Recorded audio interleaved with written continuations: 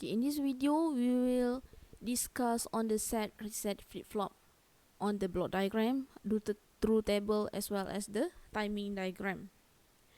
So this one is the block diagram for the set reset flip-flop. Okay, it still have to input SR as the mean, and the difference between the SR large and SR flip-flop is in the SR flip-flop we have clock. Okay, this one is referred to the clock input, and then we have set and clear, and then we have Q and Q node. So this is the block diagram for the SR flip-flop.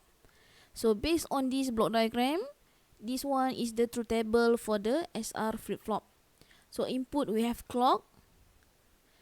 Clock here, it refer to the transition from 0 to 1 and then 1 to 0. Okay, the transition of the clock.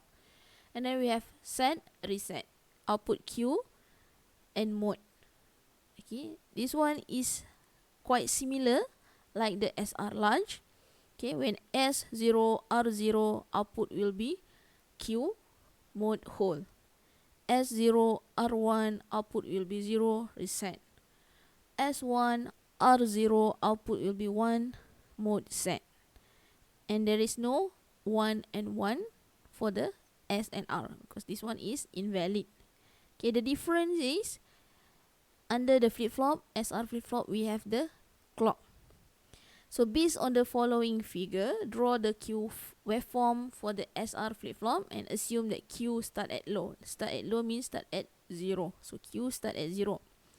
So based on this timing diagram and based on this truth table, we must have clock as and R as the input, and then Q will determine the output.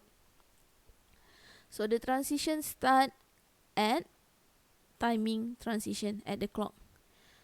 Output Q change state when the clock change from 0 to 1. Okay, from 0 to 1 it will change the Q state. Okay, for example here, let's say at this transition of 0 to 1 at timing number 1, S0 R0, so Q will be hold mode. So hold the previous value which is 0. Okay. This one we have the changes at the S, but Q still remain. It only change at the time here, timeline here. When clock change from 0 to 1, then we can change the Q. Okay, here we have S equal to 1, R equal to 0. So set, so we put set at Q. Okay, next at clock number 3, at this transition, S equal to 0, R equal to 0. So the value is hold the previous one. So the previous one is 1, so we hold the previous value. Okay, next at this point when clock 0 change to 1, S equal to 0, R equal to 1. So we reset. So reset Q equal to 0. At time 5, S equal to 1, R equal to 0. So at Q value is set.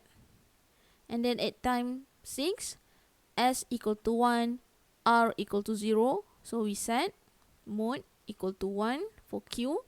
And then at clock 7, at this point, S equal to 0, R equal to 0. So we hold the previous value. This one is 1. So we hold the previous value. This one is 1. And lastly, at clock number 8, S equal to 0, R equal to 1. So reset. So this is your output for this input. So you have input value. So based on this clock, S and reset value, you should be able to determine the Q output as well as the mode at this part. So the difference is in the large SR, set reset large, there is no clock. When S or R change, so Q will be changed immediately. Using the SR flip-flop, it must based on the transition of the clock. transition or clock, it can be from 0 to 1, or it also can be from 1 to 0.